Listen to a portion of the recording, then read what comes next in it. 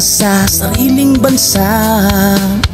Marami ang tapos sa pag-aaral, maraming hindi kapwa naghihirap.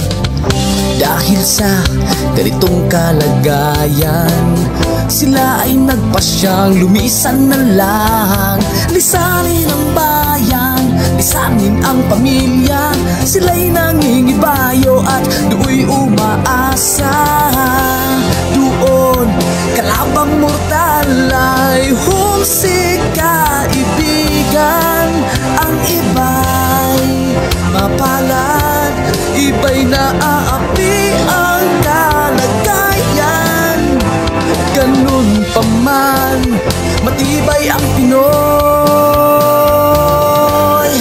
Laban Pilipino, saan man sa mundo, ang Pinas sa inyo'y saludo. Malawak man ang daigdig, malayo ka man kababayan, sa kalungkot ay huwag